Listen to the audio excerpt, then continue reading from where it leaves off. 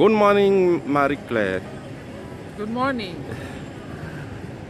I will ask you the question about Kuja Foundation. Okay.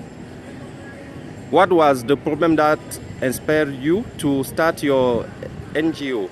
Okay, a few problems inspired me, but my personal experience growing up without sanitary pads actually inspired me alongside other problems I discovered. In 2013, I traveled to Zimbabwe and I discovered that many girls down there did not have pads to use when they have their periods. So they were staying out of school during their monthly periods, or they were using rags, and some girls were even prostituting because they did not have money to buy pads. So I left Zimbabwe, I went there for work, and I came back with a very heavy heart. And then in 2014, I traveled to Cameroon after being in the US for a very long time. And I decided to just ask girls around privately what they use when they have their periods. And many girls said the same thing. They did not have money to buy pads, they were using rags, they were staying away from classes, which makes them not perform well in school because they are staying away from school. So I remember that when I was growing up, I never had pads to use. I used rags throughout. The first time I used sanitary pads was when I traveled to the US for school, and so that made me to decide to start a solution to that. You can cut it. Okay. Okay. What is your solution? Okay, I started actually with kujaEcoPads, which was a self-funded initiative that I started to bring pads from the US to donate to girls in Cameroon. And then many people started joining the program. Then I launched another project called 1 Million Pads for Progress, which was to amass 1 million pads by the year 2020 to continue to support girls. Those two projects were very nice programs because many girls benefited. However, they were not sustainable because with 1 million pads, people started donating pads from around the world. But the cost of transporting pads either from Europe to Cameroon or from America to Cameroon was very overwhelming. So all their happiness was halted because it was very difficult to spend a lot of money against transporting pads to Cameroon. So that's where I researched and discovered that there's another way that I can start a plan in Cameroon where these pads are made right inside Cameroon using local materials. Okay. How it is creating impact?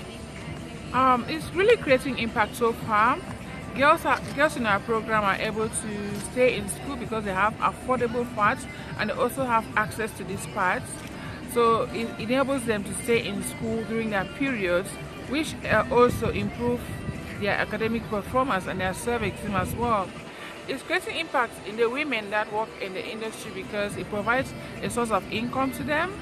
It's creating impact to girls in orphanages and women in prison because we have programs where we go there and support them with sanitary pads. So women's health is better now. They no longer complain about rashes that they used to have using rags or the other brands of pads.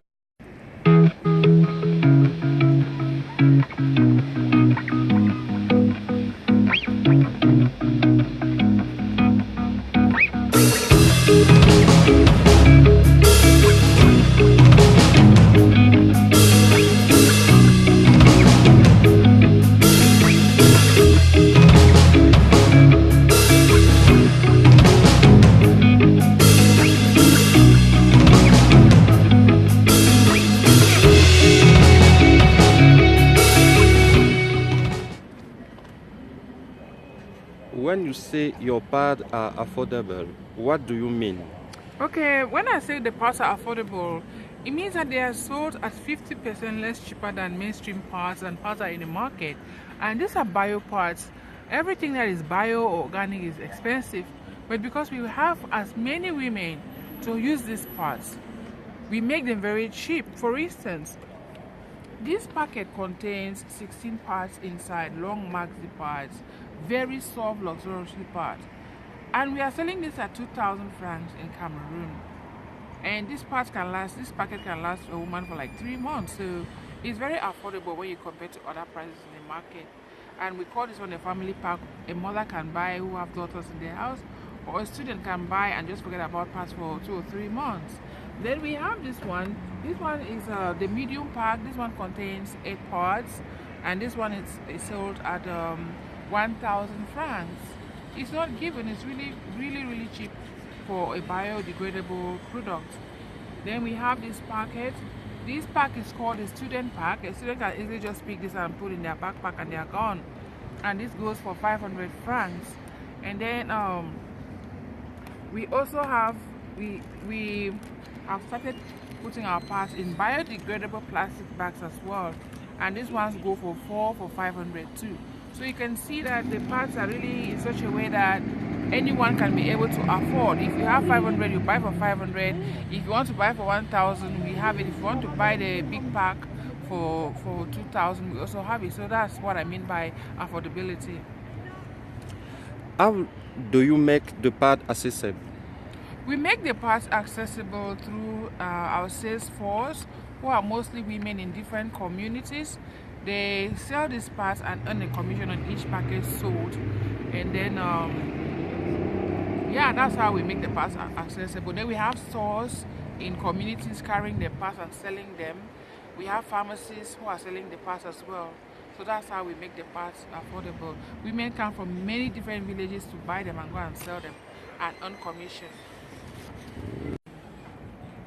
What are your goals for 2019? Our goals for 2019 is to scale up the industry. We intend to expand our industry because where we are currently working is a very small, it doesn't really provide space for many women to work. So we plan to expand on our industry and bring in more machines, hire more women. We also plan to start another sales strategy, which is using bikes to deliver in offices, in schools, and in rural villages where cars cannot really get there.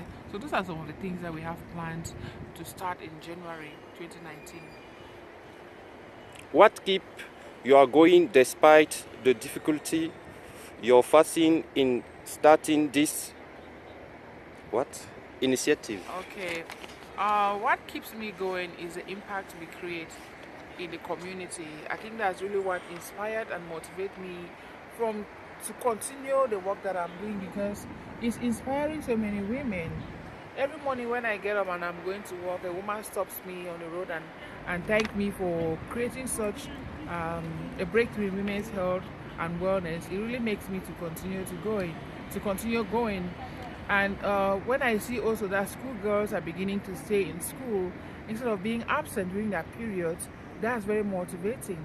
When I see that the women that are working at our industry have become contributing members of their families because the industry is creating a source of income for them, it keeps me going. And when I say I'm creating an impact in the whole community and in the world, it keeps me going. Any advice for people who aspire to create change in the world? Yes, I think I would just tell people who aspire to be change makers, or they see a social problem and want to solve it, is to know that it's possible. But what you really need to do is to have the courage to start, because if you don't start, you're never going to know if it's going to be successful or not. So you start, and if you fail, you keep going until you succeed. And when you start something, don't think that it's just going to work the very first day or the very first month or year you start it. Initiatives like this takes a long time. It has taken me a long time to be here, and I'm still really trying with it. So when you start something, try to persevere, try to be patient, and try to be the best at what you're doing. Try to keep working on your dreams, try to hone your skills to be the best in whatever you're doing. Why? Because I've seen many young people, when they start initiatives, maybe the first year doesn't work, they abandon it and go to another initiative and just keep going round and round.